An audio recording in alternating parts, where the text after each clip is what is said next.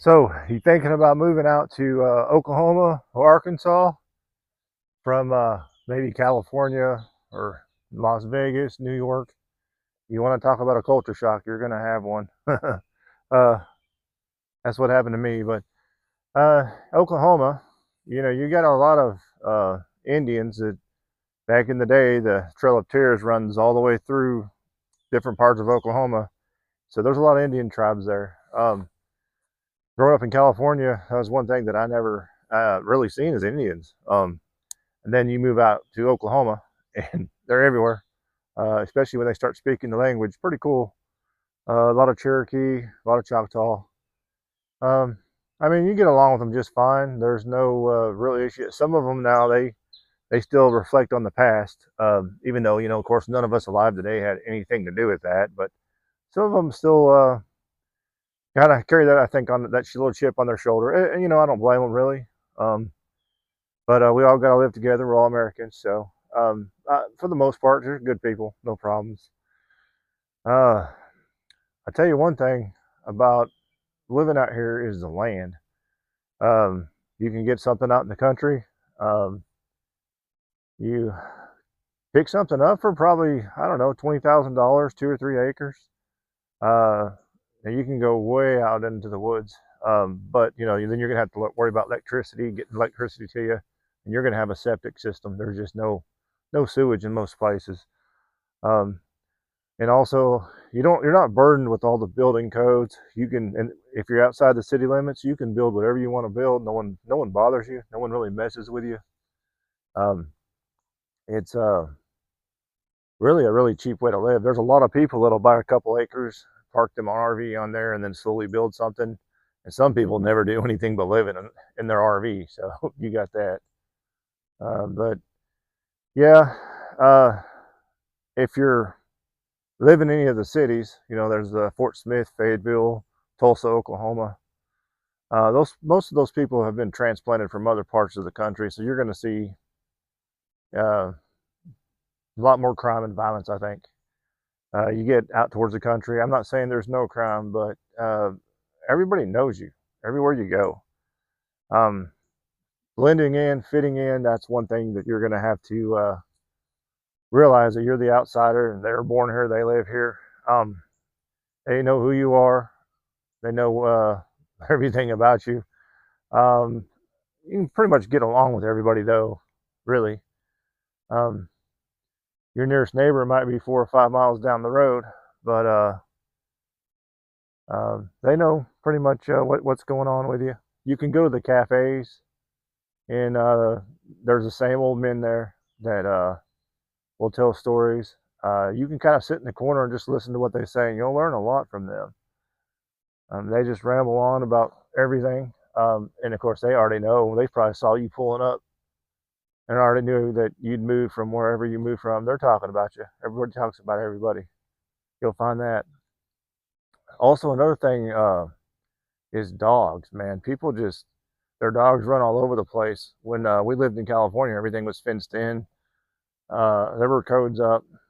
You didn't do that. But out here, you'll have dogs running through your yard. People just let them go. Cats everywhere. And then, of course, you got the wildlife too, deer. A lot of deer out here. Um, Hunting is a big thing in Oklahoma and Arkansas, and people do use their dogs to run the deer out and shoot them. So whether you agree with that or not, I don't care what people do. I don't know that I would do that. The deer out here are thick anyway. It's not like if you want to go deer hunting, which is a big thing, or learn how to hunt, there's no problem. You're going to get a deer. They're just everywhere. It They almost need to be cleaned out, really. But no, there's a lot to do here. You'll just have to figure things out. Work out here is something. You're going to go to a factory if you're going to make any money at all. It's all factory work out here if you can find a factory. If you're living out in the woods a little bit, you're going to drive. There's not a lot of factories, but that's where most people make their money. The best thing to do is get into the medical field, like a radiologist, x-ray tech or something. That's where you need to be. That way you can pretty much find work anywhere. But outside of that, gonna be struggling. There's a lot of people. There's a lot of older people here. A lot of them are on retirement.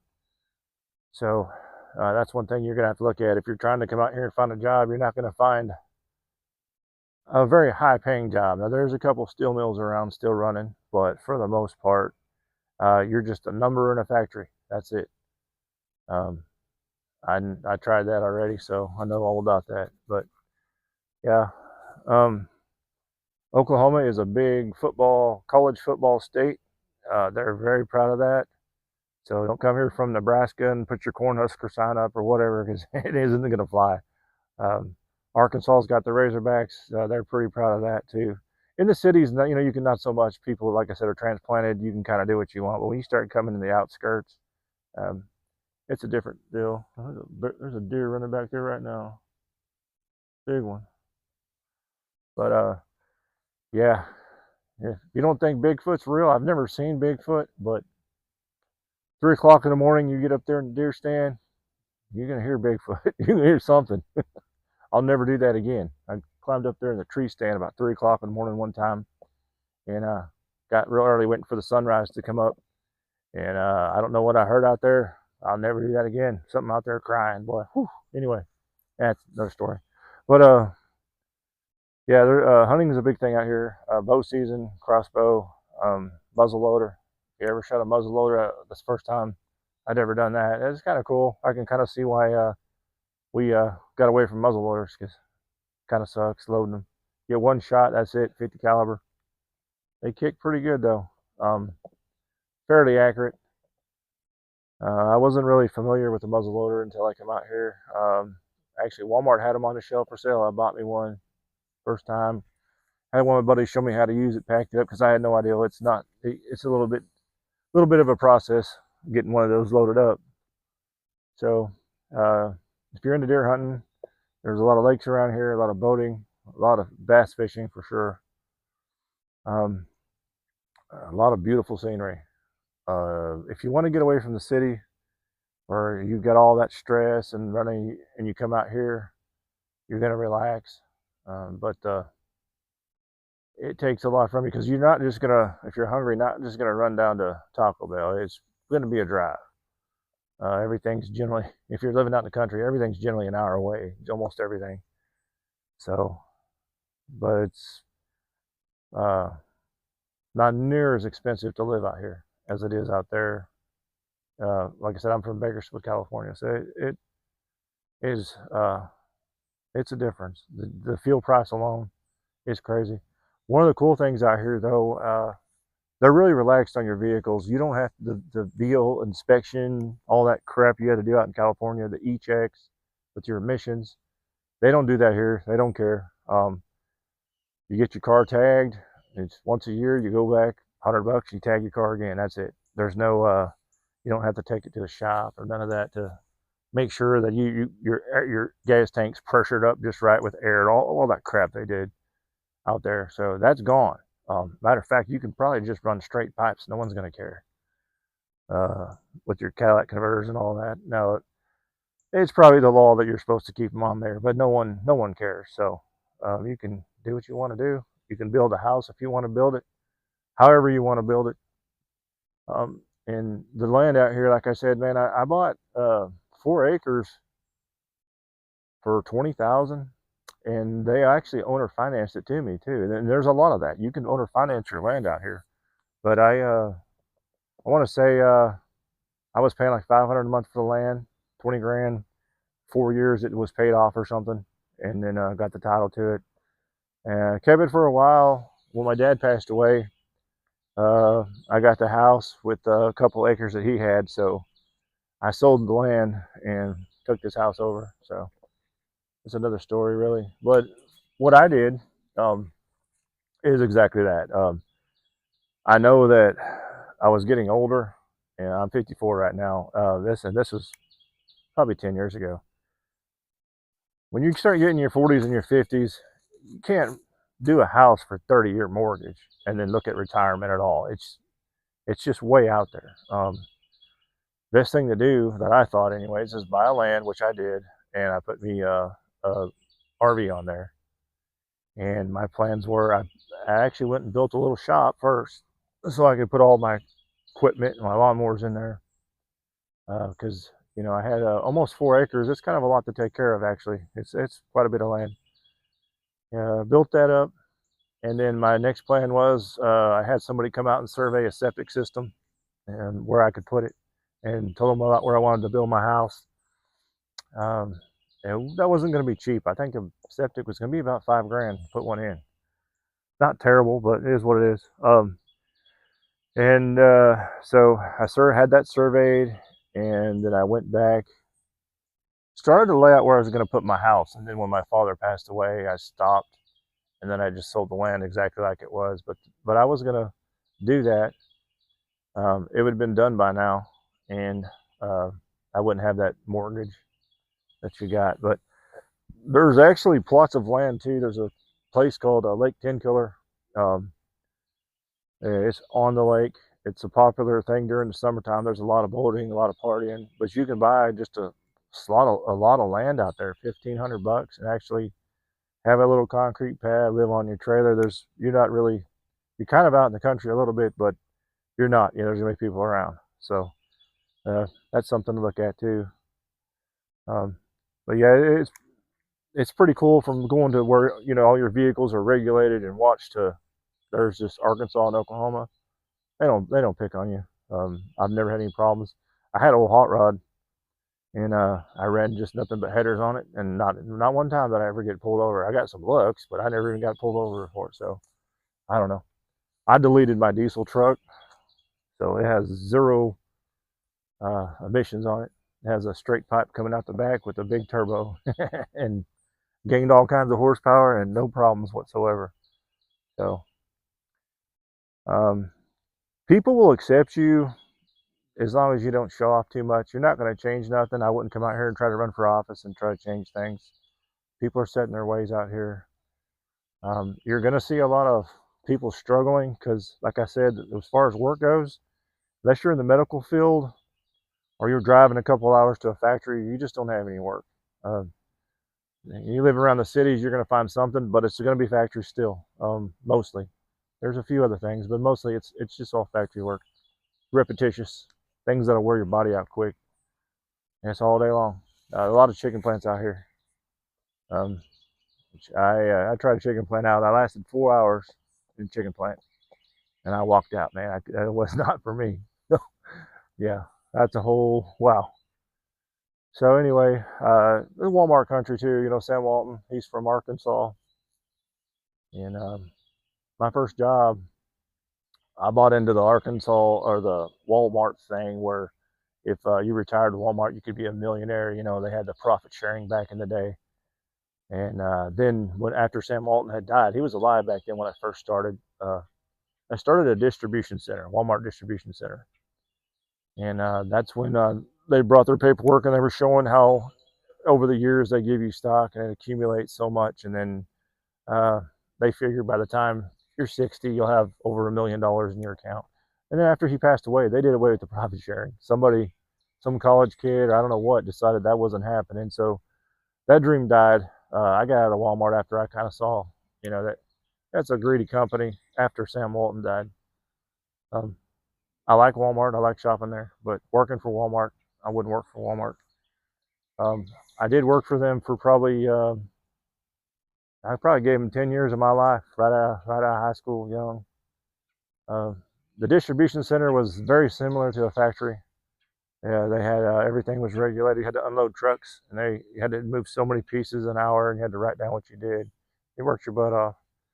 So, but I thought I was, as a young kid and straight out of high school, I thought, well, that's what I'll do. So after about 10 years of that, I quit, and I got a check in the mail for $2,500 after 10 years to say, yeah. So much for that $1 million they were talking about. So, anyways, I cashed that in. But so working out here, the medical field, everybody needs doctors. That's the best thing to do, best thing to get into. Other than that, you're probably going to be working in a factory driving, unless you have money.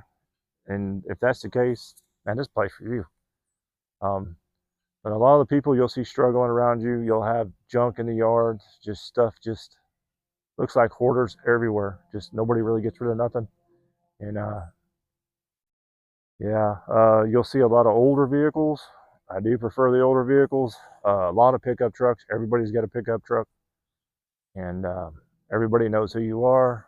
Um, like I said earlier, um, I lived a brief time with my ex-wife. We moved up to Pennsylvania and Ohio. All the vehicles up there were rusted out. Brand new ones didn't even. I mean, they were just in rough shape, falling apart. Here in Oklahoma, this part of Oklahoma, which I'm in eastern Oklahoma on the Arkansas state line, uh, there's old vehicles here with not almost no rust on them. Every vehicle has some kind of rust somewhere, but for the most part, man, you'll find a truck in the 60s. That's all there, you know. You go up to Pennsylvania, Ohio, you see, you'll see a 2024 truck, and it's already ate up on the fenders. Crazy. But a lot of older vehicles here, a lot of driving. If you like hot rods, man, they're in everybody's backyard. Um, you can probably pick anything up you want for about $1,500. I am on my seventh Dodge Charger. Uh, I found in my lifetime. Actually, I've had more than that, but I've got a '69 Charger right now that I pulled out. I pulled out of the weeds, rolling Oklahoma. Uh, Guy wanted 10 grand for it. When you know what they're going for, right? Those cars are crazy. And I went up there, and he was kind of rude at first. I knocked on the door as I'm a stranger, you know, and he didn't know me. I knocked on the door, and he was like, "That car's for sale. I'll take $10,000, not a nickel less." And I was like, "Well, okay." I said, "Can I check it out?" So I did a walk around, and I said, "Man, you know, I get my tax return in a couple of weeks." He said, "I'll have enough money. I'm gonna come back and get it." He shuts the door. I came back, and he's like, "Well, I didn't think you'd come back." He goes, "Everybody stops by, and no one comes back." I was like, "Yeah, I got the money. Give me the title." I was like, "I'm gonna go get my trailer." And he goes, "No, that car runs." He goes, "You don't have to." He said, "Just put a battery in it, or you can drive it home." '69 Dodge Charger, almost no rust. I was like, "I can just drive it home, huh?" He's, "Yeah." So I went and got my trailer anyway, because you know it's a fresh car. I ain't never drove it, but he wasn't lying. Now I drove it around, and the carburetor started crapping out on me, um, and I parked it, put another carburetor on it, and it's still. I think the gas tank was. I didn't get that far. I had it sitting out in my front driveway. Somebody come around, and they couldn't live without it. And at that time, they offered me a bunch of money, which double for what I paid for it. And I thought I sold it. And then after I sold it, you know, I thought about that, you know, and the money's gone, and now the car's gone. It's just the way it is. But uh, I regretted selling that one. And then I found another one. So I'm working on that one right now. But they're everywhere out here. Almost everything you want. The Chargers are getting harder to find. Probably 10 years ago, you could find. There was a General Lee for $5,000 10 years ago for sale on the side of the road. Somebody had painted it up orange, put the rebel flag on it, all that. And I thought it was too much money back then. Now I'm kicking myself. So I don't know. That car needed a lot of work though. That wasn't like the one that I had paid for. That one was missing a lot of stuff. I don't think it had any back seats in it. Windshields were missing. Somebody was mean to the car too. You could tell they played Bo Duke in it or whatever they did. But anyway, so around here, matter of fact, there's a '64 Chevy truck I just saw for sale, $600 on the road. Um, a pretty cool truck. I don't need it in any way whatsoever, but it runs and drives is what it said on the windshield, and somebody can make a hot rod out of it. Probably got a straight six in it or something. Shift on the column. But yeah, it's definitely a culture shock. You just have to fit in, blend in best you can. Um, like I said, towards the cities, there is a lot more violence, a lot more crime. You get out this way. If you break down on the side of the road, break down in California or Los Angeles, no one's stopping. Especially Las Vegas. You break down on that highway, because I did once. I ran out of gas, and I had to call my uncle, and he lived, man, in Tehachapi Mountains, and he had to drive from Tehachapi to Las Vegas. I could not get nobody to stop at all, nobody. And but out here, I had a flat tire, man. I'll have 9 people stop. Everybody knows you. Everybody knows your business, basically. That's another thing too. Kind of, even if you try to keep quiet, they still kind of watch you. So, but they're friendly. They are, and they're stuck in their ways, and that's just the way it is. So you've got to blend in. You don't want to be too like you don't want to come in here in a suit and a tie, and everybody else is wearing jeans and cowboy hat, whatever. You kind of get shunned a little bit, I guess. So getting along with people is one of the main things you got to do, and it's not hard to do. But you're going to be an outsider for a while. After you've been here for a little while, they accept you, and then you're just kind of part of it. So, but yeah. Now the weather, that's something else too. We get all the weather here, and when it rains, and a lot of hailstorms. We get ice. We'll get a dusting of snow occasionally. A couple years we won't see no snow, and then it'll come back, an inch or two, and then it's gone within a week. So if you're living up north, like I said, I lived in Ohio for a while, and you got the snow up there, and then it's beautiful when it first snows, but then they salt the roads, so everything is brown and nasty. So you got to look at brown and nasty snow for months, and then you got the thaw, and everything thaws out. Well, the roads have tore up because of snowplow, because the ice has lifted the pavement. When it freezes, it lifts it, and they hit it with the plow. So you got potholes everywhere up there. Um, and of course, it tears your vehicles up. Like I was saying, everything's rusted out, ate out. But you got the thaw, then everything's slushy up there. And then summer comes up there in Pennsylvania, Ohio, and then it is beautiful, nice weather. Oklahoma, Arkansas, we have beautiful days. Probably a week and a half long, and then we'll have another storm come through. Storms not playing. They're dropping tornadoes. They're hailstorms. You're going to have hail dents if you don't have a garage to put your vehicle in. And that's another thing too. If you're going to buy some land, probably the first thing you want to do is build you a little carport, or you're going to have hail dents in your new vehicle, your new truck, whatever. Ask me how I know, man. I already did that. So it's a different way of life out here. First, I got sick of the rain because I'm so used to California being sunny all the time, nearly sunshine state. And then you come out here, and the weather's something like you've never seen before. So the lightning, it's beautiful in a way. Tornadoes have been around me. I haven't. I've seen one drop down, but it wasn't on my property. But this little section right here, I guess, is Tornado Alley from where I'm living. So I heard on something about the Tornado Alley is moving, and I think they said it was moving west a little bit. So that's good. New Mexico can have that crap. I don't want none of it. Now, another thing too, if you're not used to wildlife running around, you're gonna have foxes everywhere, coyotes for sure. Like I said, people's dogs. Um, a lot of rat snakes. There's a few copperheads around. Water moccasins, you'll see those in the creeks. But overall, I mean, there's black bear. I've seen them, but not on my property. But I've seen them around. Now, my neighbor was saying he did see a little black bear run through here once, 3 or 4 years ago. I've never seen one. Now, I'll hang out some corn. I'll get my backyard full of deer. I mean, there's probably 20 or 30 deer show up. All these backwoods running around. The deer, if you don't hunt or you don't know, if you go to the highest peak, if you can get to the highest peak, that's generally where the bucks are, and they'll sit and they'll be looking down one way or another, and they'll send their does out. Their does will graze or do whatever, and then they'll go down and they'll come back up. So if you ever want to hunt a buck, they're almost always on the top of the peak. So any kind of mountain range you want to go to, you go to the top.